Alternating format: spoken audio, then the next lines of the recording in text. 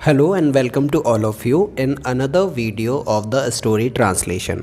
और आज की हमारी जो स्टोरी है जिसे हम हिंदी से इंग्लिश में ट्रांसलेट करके समझेंगे वो है दो मेंढकों की कहानी। सो let's begin reading this story और इसको स्टेप बाय स्टेप में हम तोड़कर इंग्लिश में ट्रांसलेट करेंगे।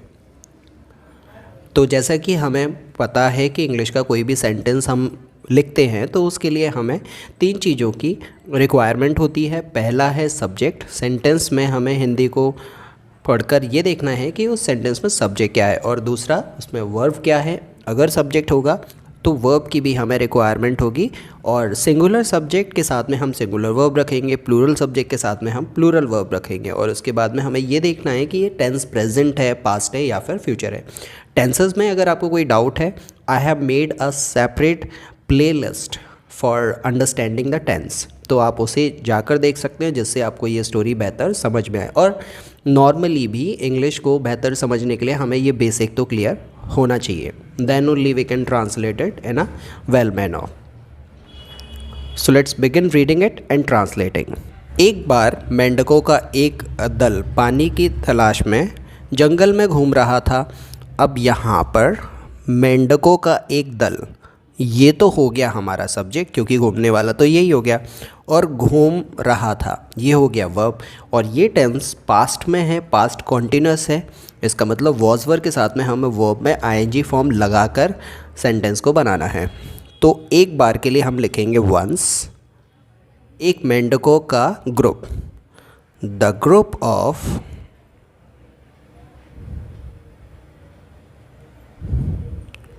फ्रॉग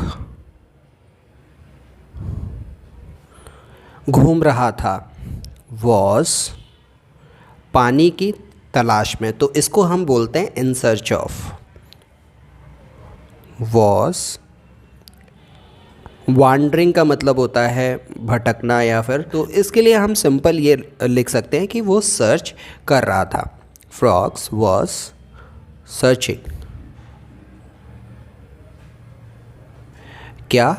पानी, सर्चिंग वाटर। अचानक समूह में दो मेंढक गलती से एक गहरे गड्ढे में गिर गए, तो अचानक के लिए हम बोलते हैं सडनली।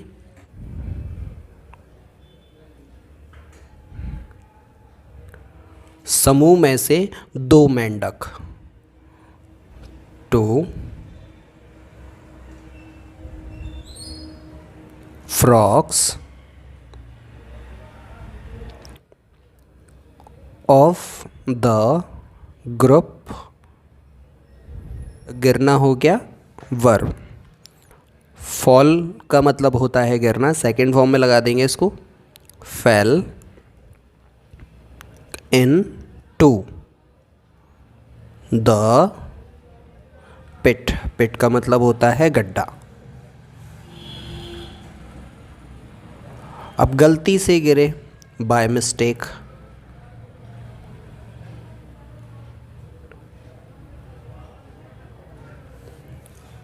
दल के दूसरे मेंढक गड्ढे में अपने दोस्तों के लिए चिंतित थे, तो ग्रुप के जो दूसरे मेंढक थे वो टेंशन में आ गए, मतलब अदर फ्रॉग्स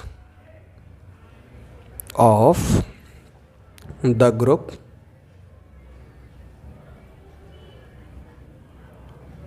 वो चिंतित हो गए, बिकेम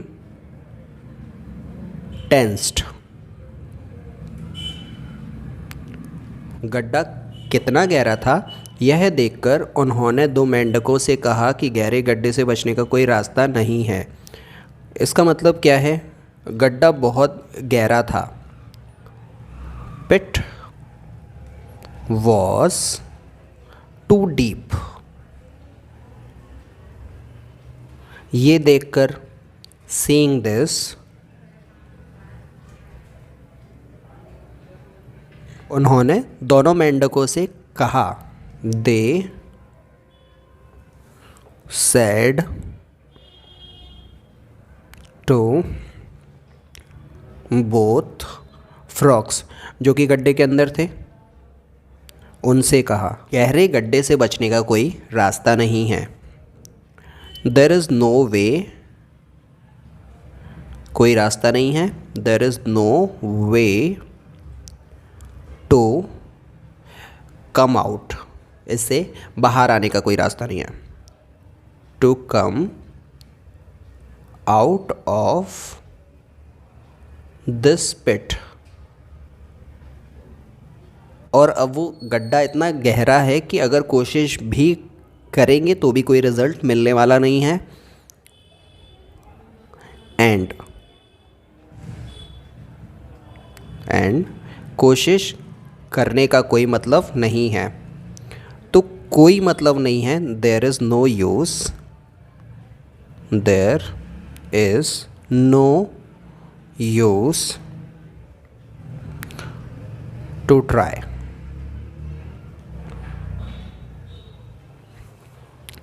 तो ये हो गया हमारा पूरा एक paragraph translate. Let's move on to the next paragraph. वे लगातार उन्हें हतोत्साहित करते रहे, मतलब जितने भी जो ग्रुप के मेंढक थे वो सारे के सारे उन्हें डिस्करेज कर रहे थे। तो वो करते रहे, तो दे कीप वाला रूल लगाएंगे हम यहाँ पर, keep discouraging them, discouraging them, मतलब वो उनको डरा रहे थे, क्योंकि दोनों मेंढक गड्ढे से बाहर कूदने की कोशिश कर रहे थे। बिकॉज दोनों मेंढक गड्ढे से बाहर आने की कोशिश कर रहे थे। बोथ फ्रॉक्स ट्राइंग, यहाँ पर आ जाएगा वर ट्राइंग, पास्ट का कॉन्टिन्यूस है ये टेंस, ट्राइंग टू ओवरकम या फिर trying to come out of the pit. दोनों मेंढक जब गड्ढे से बाहर आने की कोशिश कर रहे थे तो वो ये बातें बोल बोल कर उन्हें डिस्करेज कर रहे थे। वो दोनों जितनी भी कोशिश करते लेकिन काफ़ी सफल नहीं हो पाते, वो दोनों बहुत ज़्यादा कोशिश करते। दे ट्राइड हार्ड, बहुत ज़्यादा कोशिश करते लेकिन असफल हो जाते। बट फेल्ड, और जल्दी ही दोनों मेंढकों में से एक ने दूसरे मेंढकों पर विश्वास करना शुरू कर दिया। मतलब दोनों मेंढक जो थे उनमें से एक को ये लग गया कि बाकी के जितने भी मेंढक बोल रहे हैं कि तुम इस गड्ढे से कभी बाहर नहीं आ पाओगे, तो वो सही बोल रहे हैं कि हम गड्ढे से कभी भी बाहर नहीं आ पाएंगे। तो लिखते हैं इसको, सोन, दोनों में से एक, one of both frogs believed, मतलब उसे भरोसा हो गया, believed in what other frogs said। दूसरे मेंढकों ने जो भी उनसे अब बोला था उसको उसने मान लिया कि वे कभी गड्ढे से बच नहीं पाएंगे। That both frog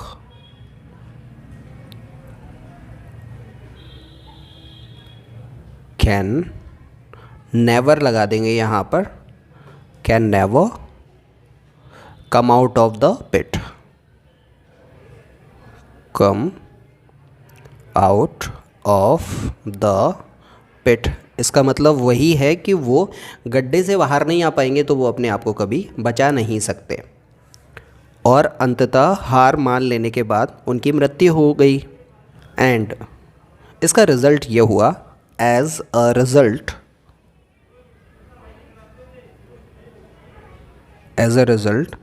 उनमें से जिसने ये मान लिया था कि वो सही बोल रहे हैं वो मर गया। As a result he died.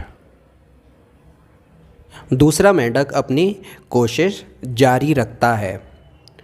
तो सेकंड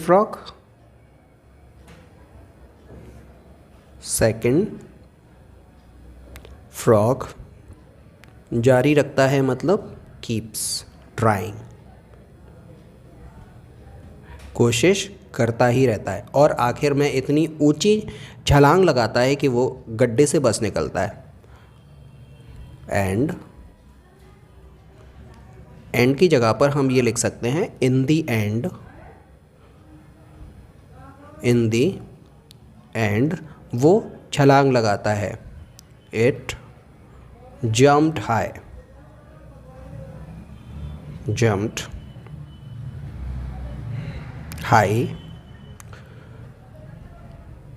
इसलिए वो गड्ढे से बाहर आ जाता है।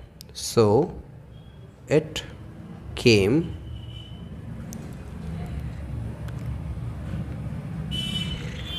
Out of the pit. अन्य मेंढक इस पर चौंक गए और आश्चर्य किया कि इसने ये कैसे किया। बाकी के जितने भी फ्रॉग थे, rest of the frogs amazed to see, ये देखकर, to see that how it came out. कोई रॉकेट साइंस नहीं थी, अंतर बस इतना था, the difference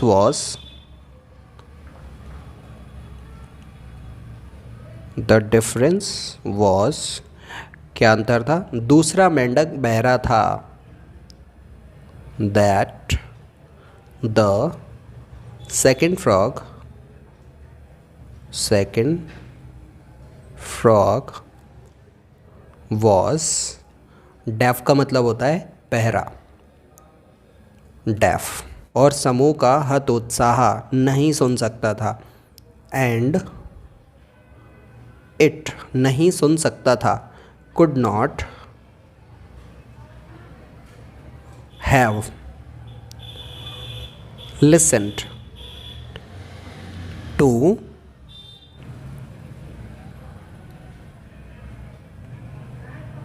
discouragement of group. उसने ये सोचा कि वे उसकी इस कोशिश पर खुश हो रहे हैं। इट ओनली थॉट, ओनली सोचा उसने, इट ओनली थॉट दैट कि वो खुश हो रहे हैं, that they are happy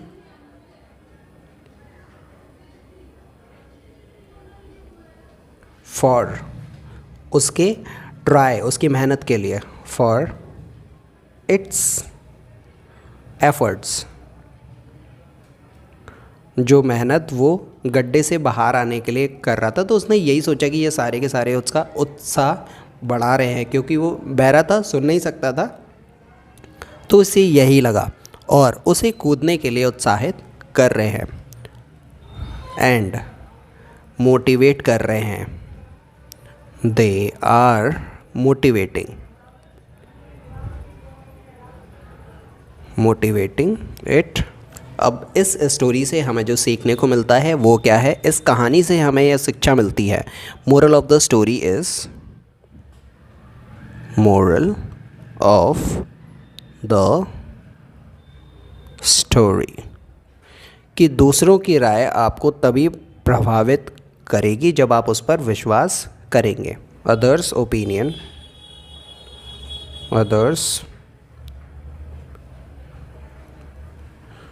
opinions will only influence you। प्रभावित करने को हम बोलते हैं influence you, जब, when हम उस पर विश्वास करेंगे, we believe in it। अब बेहतरी इसी में है कि आप खुद पर ज़्यादा विश्वास करें तो सफलता आपके कदम चूमेगी। It is better to trust ourselves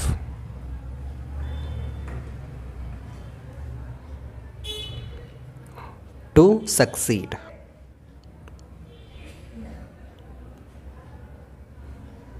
तो हम सफल हो जाएंगे अगर हम अपने आप में भरोसा रखेंगे तो। So this is it from this story. Hope कि ये स्टोरी आपको अच्छे से समझ आई होगी, इसका ट्रांसलेशन आपको पसंद आया होगा और समझ में भी आया होगा, दैट इज़ मोर इम्पॉर्टेंट। तो अगर ये वीडियो आपको पसंद आया, स्टोरी पसंद आई, ट्रांसलेशन अच्छा लगा तो इस वीडियो को लाइक करो, शेयर करो अपने फ्रेंड्स एंड फैमिली के साथ में, ताकि उनकी भी हेल्प हो सके इंग्लिश सीखने में थ्रू ट्रांसलेटिंग द स्टोरी। और इस चैनल को आगे ऐसे ही स्टोरी वीडियोस देखने के लिए सब्सक्राइब कर लो। मैं इंग्लिश का ऐसा ही यूज़फुल कंटेंट आपके लिए लाता रहूँगा, जिससे आप अपनी इंग्लिश को बिल्कुल बेसिक से स्टार्टिंग से बेहतर बना सकते हो इन राइटिंग एंड रीडिंग।